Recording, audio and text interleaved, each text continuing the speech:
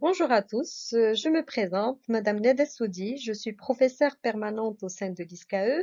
J'enseigne les matières comme l'innovation, l'entrepreneuriat ou encore la RSE. Bienvenue à ce cours qui sera dédié à l'innovation et l'entrepreneuriat. Donc, avant de commencer ce cours sur l'entrepreneuriat, nous allons commencer par asseoir les concepts de l'entrepreneuriat et donner quelques définitions. Donc, est-ce que c'est entrepreneuriat ou entrepreneuriat? Beaucoup de personnes font l'amalgame entre les deux. Je vous rassure, les deux sont valables. Que ça soit l'entrepreneuriat venant de l'entrepreneur ou l'entrepreneuriat qui fait plus simple et plus aisé à prononcer. L'entrepreneuriat commence par une chose toute simple, qui est l'opportunité. L'opportunité, ça veut dire que l'entrepreneur ou la personne qui veut se lancer en entreprise, le futur entrepreneur, il voit un décalage entre une situation actuelle et une situation qui peut être meilleure. Et donc, l'opportunité vient répondre à un besoin. Une fois l'opportunité installée et que l'entrepreneur commence ses recherches et qu'il est de plus en plus proche de son opportunité, le deuxième facteur qui est prépondérant, c'est la confiance. La confiance en son idée et la confiance en lui-même. Parce que entre avoir une idée et la lancer, c'est tout un trajet, que ce soit un trajet psychologique ou un trajet administratif. Troisième point très important, c'est la préparation. La préparation passe par plusieurs étapes et plusieurs états d'esprit. Donc au départ, c'est très difficile parce que nous, autant qu'entrepreneurs, on a une idée, mais des fois on est dans une zone de confort qu'il est très difficile justement de déstabiliser. Et donc on peut être dans une réticence qui est interne. Donc je ne ferai jamais ça, je ne vais quand même pas faire ça, je voudrais être entrepreneur. Et donc, entre je voudrais être mon entrepreneur, comment pourrais-je créer ma boîte?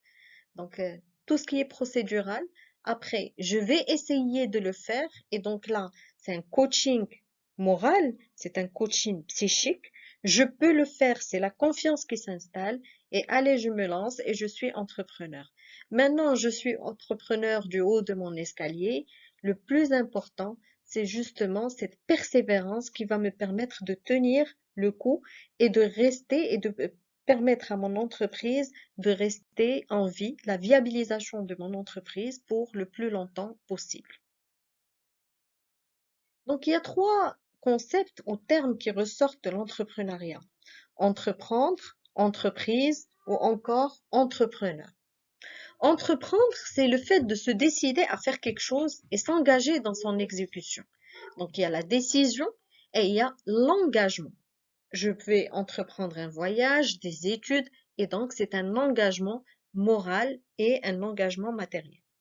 L'entreprise est une unité économique et juridique de production ou de commercialisation de biens ou de services. Et donc, je ne suis plus dans l'engagement vis-à-vis de moi-même, je ne suis plus dans cet esprit d'entreprendre, mais je suis dans une entreprise qui est aujourd'hui qui a aujourd'hui une identité morale, qui est une unité économique. Et il y a l'entrepreneur qui est bien sûr une personne physique qui va prendre le risque de réunir et les capitaux et les hommes pour réaliser un certain nombre d'objectifs économiques et justement profiter des opportunités que le marché peut dégager. Selon Michel Koster, l'entrepreneuriat est le phénomène d'émergence et d'exploitation de nouvelles opportunités créatives de valeur. Ça veut dire qu'elle rajoute un plus par rapport à l'existant, économique et social. On peut avoir des entreprises à but lucratif, comme il y a une certaine catégorie d'entreprises qui ne sont pas à but lucratif, qui ne sont pas à but lucratif, mais l'objectif c'est d'avoir un impact social. Comme je peux avoir de l'entrepreneuriat social, à ne pas confondre avec les entreprises à but non lucratif, c'est le fait justement de faire une entreprise qui est inclusive d'une certaine catégorie de population et cette inclusion rentre dans un objectif social, mais on peut faire des bénéfices derrière. Impulsé et rendu possible par l'initiative et la dynamique d'innovation, de changement d'un homme qui est l'entrepreneur, en interaction permanente avec son environnement. Donc finalement, l'entrepreneuriat est un processus qui agit à 3 niveaux. D'un porteur de projet, ça veut dire une personne qui a une idée, on va devenir un entrepreneur. Et là, c'est une logique qui est personnelle et identitaire. Le deuxième processus, c'est que d'une idée, elle va se transformer en une opportunité commerciale et un business model, ça veut dire un modèle économique qui puisse la soutenir et dégager de la valeur derrière. D'un groupe de personnes qui sont disparates en organisation disparate à une organisation en entreprise qui est effective et justement là, il y a la logique collective pour la création de la valeur. Et donc, ces 3 processus de changement sont à la base du phénomène entrepreneurial et de la création de l'entreprise. Donc, Jean-Baptiste Say définit justement cet entrepreneur par sa théorie de l'entrepreneur qui stipule que l'entrepreneur est l'intermédiaire entre le savant qui produit la connaissance et l'ouvrier qui l'applique à l'industrie. Et donc la recherche scientifique, la recherche d'idées, tout ça est possible et il y a un entrepreneur qui joue ce rôle d'intermédiation. Donc, c'est un rôle d'organisateur. Il coordonne les ressources de façon à accroître et à optimiser la production de l'entreprise et de ce fait, à créer de la valeur pour la société. Si on essaye de voir comment le paradigme de l'entrepreneur justement a évolué. Depuis Platon, l'entrepreneur était plutôt perçu comme un artisan ou un gérant d'un petit commerce. Et donc les entrepreneurs étaient les gérants d'un petit commerce traditionnel. On appelle ça un entrepreneur.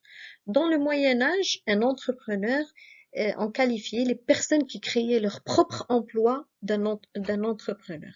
Ça veut dire, on n'est pas obligé d'avoir un petit commerce qui est matériel, mais du moment qu'on s'emploie nous-mêmes et qu'on fasse travailler des gens avec nous, nous sommes qualifiés d'entrepreneurs. Au XVIIIe siècle et XIXe siècle, l'entrepreneur est plutôt perçu comme le gestionnaire de grands talents, c'est-à-dire quelqu'un qui va fédérer des équipes autour de lui, justement pour créer une entreprise. C'est un preneur de risque parce que c'est lui qui lance l'idée à son financement propre et c'est un agent de changement parce qu'il vient pour ajouter un plus par rapport à un environnement qui est stable. Au XXe siècle, la notion d'entrepreneur est associée automatiquement à l'innovation et au développement économique, et d'ailleurs, d'où la théorie de Joseph Alois Schumpeter dans les années 40, où il a parlé d'entrepreneur modèle, d'entrepreneur innovateur, et si vous vous souvenez bien, dans la vidéo précédente, il avait pris l'exemple de Henry Ford. Au XXIe siècle, l'innovation et le leadership vont de pair et donc nous avons beaucoup de théoriciens, notamment Peter Drucker, 2011. Donc l'esprit d'entreprise selon la Commission européenne, c'est avant tout une question de mentalité. C'est la détermination et l'aptitude d'un individu à identifier une opportunité et la saisir pour produire une nouvelle valeur. En fait, l'esprit d'entreprise est presque instinctif. Il y a des personnes qui voient une opportunité, sont capables de la saisir et de la lancer. Et à chaque fois qu'ils parlent justement d'une idée qui est innovante, ils sont très intéressés par lancer l'idée. Il y a des personnes qui sont plutôt dans un ils sont plutôt conservateurs. Ça veut dire qu'ils ne prennent pas beaucoup de risques à lancer leur entreprise. Ils s'inscrivent surtout dans un modèle de salariat et préfèrent justement avoir une rentabilité qui puisse être permanente sans prendre beaucoup de risques par rapport à ses revenus. Et donc déjà, c'est un esprit d'entrepreneur, c'est un esprit de voir l'opportunité sur place et c'est un esprit de se dire comment transformer cette opportunité en création de valeur. Il existe aussi un autre type d'entreprise à l'intérieur justement d'une entreprise où on est salarié. C'est ce qu'on appelle l'intrapreneuriat. L'intrapreneuriat, c'est le fait justement de gérer des projets de A à Z au sein de son entreprise.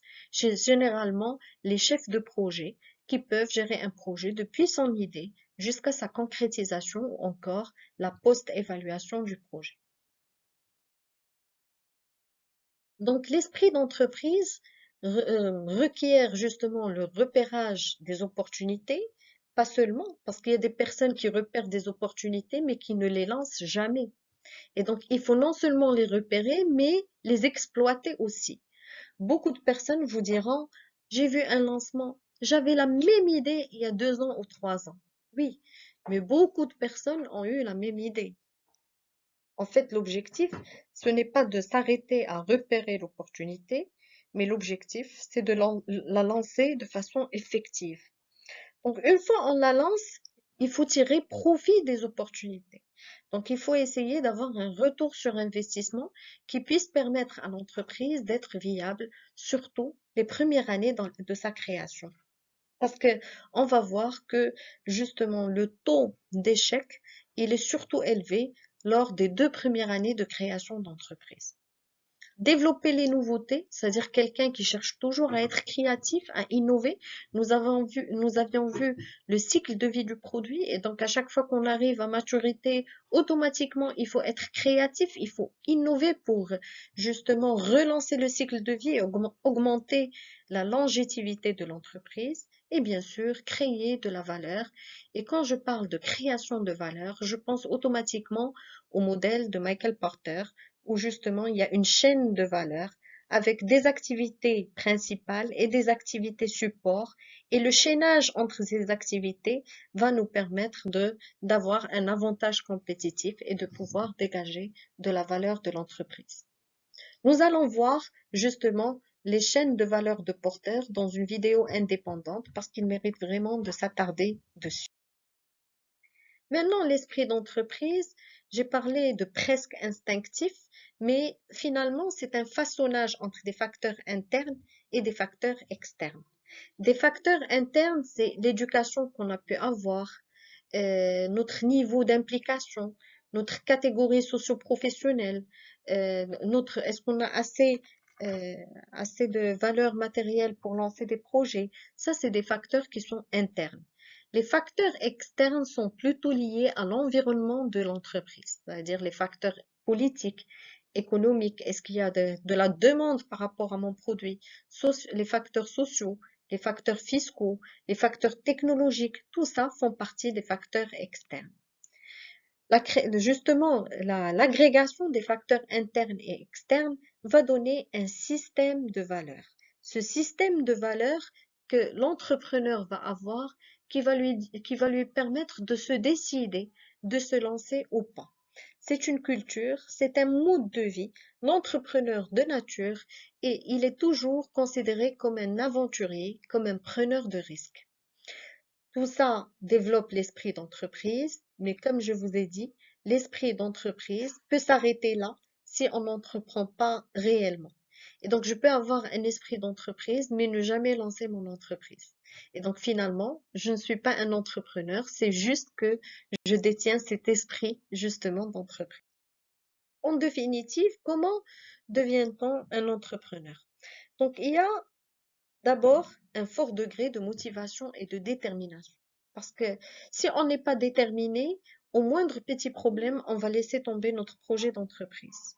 Si on n'est pas déterminé, à la moindre objection de quelqu'un par rapport à notre produit, on va se retrouver démotivé. Donc, il faut rechercher justement de l'accomplissement financier, social et personnel qui puisse me permettre d'être assez fort pour persévérer et croire en mon entreprise. Le deuxième point dans la motivation, c'est l'envie de liberté et d'indépendance. Pourquoi beaucoup de personnes, entrepreneurs, vous disent qu'ils conçoivent mal ce modèle de salariat? Parce qu'en fait, ils voient que c'est une restriction de leur liberté. Ils sont plus aptes à donner en étant entrepreneurs parce qu'ils perçoivent qu'ils sont plus libres de leur action et qu'ils travaillent pour leur propre compte. Et finalement, c'est un accomplissement personnel parce que ça se situe en haut de la pyramide de Maslow. C'est le fait de sentir qu'on est capable de mener à bien son projet et de dégager du bénéfice derrière. Il y a aussi les fortes aptitudes et compétences. Ça peut être des connaissances, ça peut être un savoir-faire technique, un savoir-faire en gestion qui sont utiles à l'entreprise ou au projet. Je vous donne un exemple. Si vous lancez votre entreprise qui est basée justement sur une plateforme informatique, et que vous ne maîtrisez rien de ce sujet et que toute la plateforme a été lancée justement par un technicien qui par la suite n'est plus dans votre entreprise. Très difficile de vivre cette situation. D'où le fait de lancer des choses sur lesquelles on a un minimum d'aptitude. Ça veut dire qu'on est capable de contrôler derrière, qu'on est capable de prendre la relève. Ceci dit, le diplôme n'est pas déterminant. On peut avoir des certificats qui puissent nous permettre de se remettre à niveau dans des domaines de compétences qui sont différents des nôtres et qui puissent nous permettre de faire ne serait-ce qu'un suivi et un contrôle justement avec les équipes. Il faut avoir des valeurs parce qu'un entrepreneur, il a le goût du risque, il a l'envie d'être autonome, il a ce leadership de convaincre les autres, il est poussé à le suivre, il a cette ténacité ou ce que j'appelle la persévérance et il a bien sûr cette confiance en soi, il a confiance en son projet et beaucoup d'autres choses qui sont des valeurs prépondérantes pour un entrepreneur. La quatrième chose très importante, c'est disposer d'idées et d'un marché. Existe-t-il un marché pour une idée? Des fois, on se retrouve avec des entrepreneurs qui sont amoureux de leurs idées. Et ces idées sont certes intéressantes et paraissent bien, mais malheureusement, ces idées ne sont pas déployables sur le marché dans lequel ils sont. Donc, il faut avoir des idées et que ces idées aient un marché et une cible de clientèle qui est susceptible de l'acheter et de l'adopter. Dans quelle mesure la proposition qu'on va soumettre au marché est-elle attrayante ou meilleure que ce qui existe déjà? Ça, c'est des questions qu'il faut se poser. Et quelle sera la réaction des concurrents? Parce que si je suis une toute petite entreprise et je me lance pour concurrencer une grosse multinationale, est-ce que je vais être dans une stratégie de spécialisation et je vais me concentrer sur une niche en particulier ou est-ce que je vais être dans une stratégie de masse et là, facilement, je vais être justement battue par les grands concurrents. Et donc, il faut avoir une stratégie de départ qui est très très claire, une idée pour un marché ne serait-ce que pour permettre justement au départ d'être dans une spécialisation et au fur et à mesure de se lancer sur un marché qui soit plus grand et plus prospère. Donc, pourquoi devient-on entrepreneur? Donc, il y a un théoricien Plaçon en 91 qui avait donné 4 raisons. Il y a des gens qui deviennent entrepreneurs parce qu'ils trouvent pas d'emploi. Et donc, c'est un substitut au chômage. Disons clairement les choses, beaucoup de personnes n'arrivent pas à s'intégrer dans le monde professionnel dès le départ. Et donc, le fait de lancer une entreprise peut être un très bon palliatif qui leur permet à la fois de se reprendre en main, de se faire confiance avec de l'accomplissement, justement, et de créer son propre emploi. Donc, une autre raison, c'est qu'il y a beaucoup de personnes qui refusent d'être placées sous le contrôle d'un supérieur. Ça veut dire qu'ils sentent un étouffement dans la mesure où ils ne sont plus libres de leur action. Donc, ils désirent avoir cette autonomie ou cette indépendance et donc ils se lancent en entrepreneuriat.